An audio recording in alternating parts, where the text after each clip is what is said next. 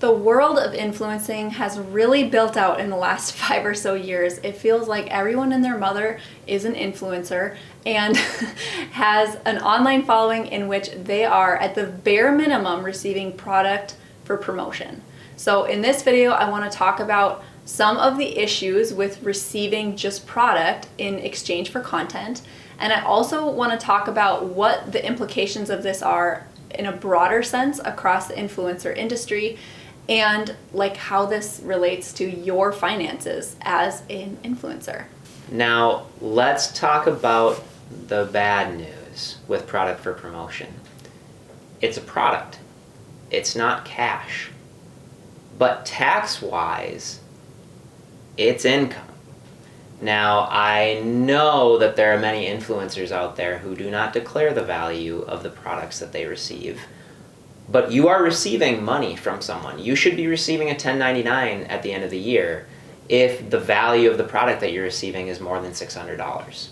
And so product for promotion is great. It is a great way to start making money without really being at the point where you can make money with a sponsor or an advertiser.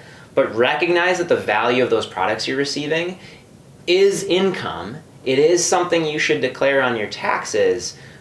Because when you get audited, if you get audited, you are going to need to go through that with the IRS of what products you're receiving, how much those are worth, and how that actually affected your income. So I want to start with that because that's the bad news about product for promotion. Yeah, and you can't use a toaster oven to pay your bills. So that's the honest truth. I mean, when you start getting free products, it feels so exciting. It feels flattering, like, oh my gosh, like all this nice stuff now is mine for free.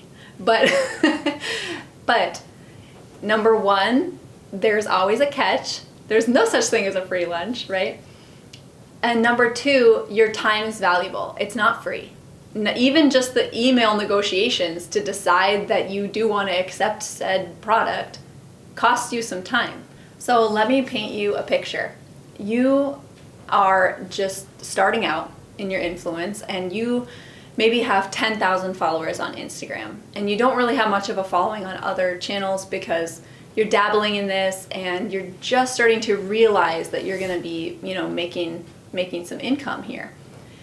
I would say the vast majority of brands reaching out to you in your Instagram DMs are probably just offering you a product. Unfortunately, the vast majority of those products offered to you are going to be very low value and probably low quality. It's hard not to get wrapped up in accepting because there's value in that, right? Like, especially when you're just starting out, you might be thinking, well, I can just accept this, I could re-gift it, I could resell it and make some money, I could do anything with it. Why wouldn't I accept it?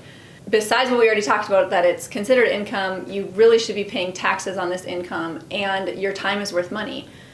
The second thing is that across the influencer land, people doing this harms our industry. It is worth something for you, even if you have 10,000 followers and your stories are shown to 500 or 1,000 people, it is worth something to get those eyeballs on the product.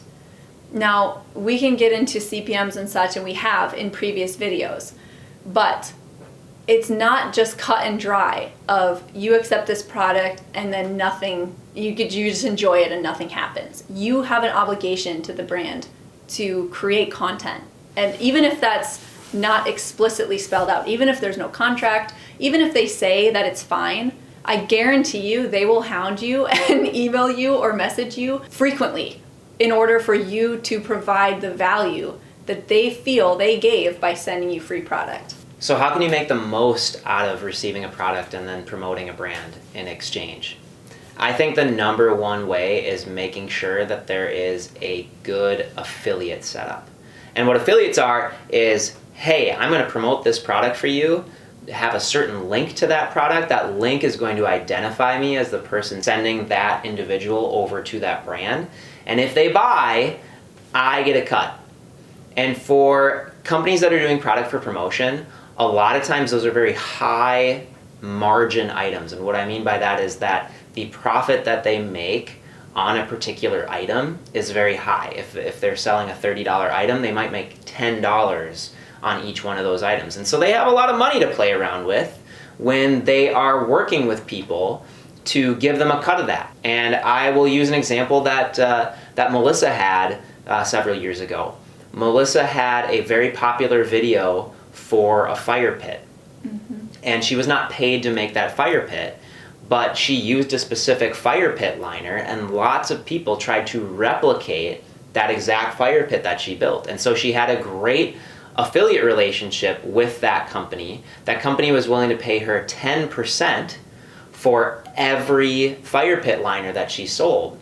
And in the first year that video was out, she made $5,000 on those affiliate links. So she sold $50,000 worth of fire pit liners. She got $5,000 of that on a video where she otherwise only made about $1,000 in ad revenue. So that's best case scenario if you are just working affiliate only. But ideally, in my circumstance, I'm negotiating a flat fee plus an affiliate percentage.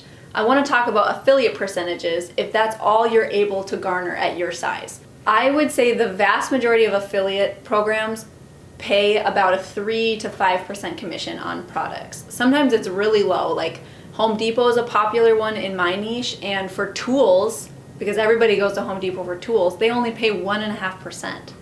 And so ideally, you're negotiating with the place to get this high percentage as possible. And this is also something that's on a tiered ladder, which you might not realize if you're just starting out. If you are selling a lot via affiliate, you actually get bumped up to higher commission rates, just like any sales job. And if you are going through this affiliate network versus this affiliate network, they have different percentages. For instance, on one of my affiliate networks, I'm getting paid 7.5% for a major retailer. That same retailer is on another one paying 3%. But for me, it's like if I'm going to work for product only, which I hardly ever do nowadays, the product has to be really, really expensive. Like for instance, I think the last one I did was our stove. We have like a professional gas range, and I think the value of the product was about $4,000. And then on top of that, I would expect a 10 to 20% commission rate. Ideally, you're only working for affiliate and product only if you're going to hit that 10% commission rate. I think that that's so important because, like I said, there is value in you promoting this product to your audience, however small your audience is.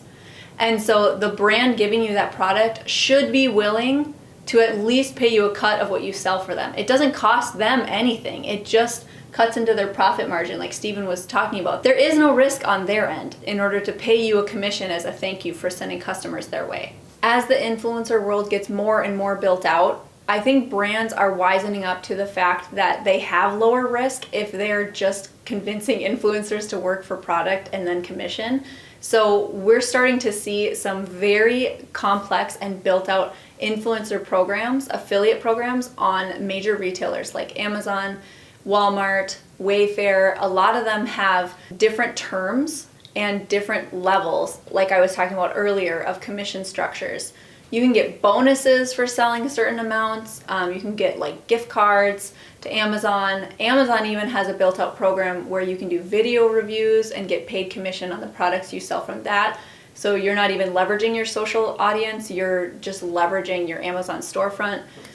So it's very built out. There's a whole ecosystem of it. The other thing I really want you to think about if you're going to do a product for promotion deal, and that is usage. So your name, image, and likeness is something that as you grow as an influencer has value. People will recognize you if you're a big enough influencer, right? When I say Mr. Beast, you all know who Mr. Beast is, or hopefully you do. He is one of the biggest influencers in the world right now. Mm-hmm. And so just him appearing in something or appearing next to something has value. And you, as you grow as an influencer, will have value too.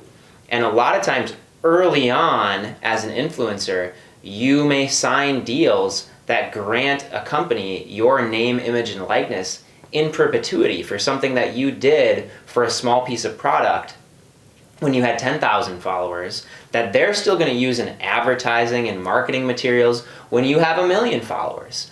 Melissa still has an issue today with a company that she granted perpetual usage rights to 5 years ago. 5 years ago when she was really small, and she has become the face of that brand in their advertising, and she wishes she did not do that. Yeah, because they sent me a contract and it was a product I really wanted, and they did pay a fee as well, but it was very small.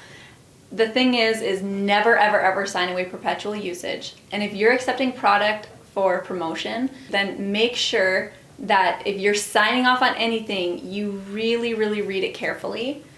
A lot of times the brand will kind of use sneaky language in order to get what's called user-generated content. They want as cheap as possible marketing materials to use for their own paid advertising and marketing. In this video, we covered the pitfalls of accepting product. We talked about some of the ways that you can make it work for you and still make money on it.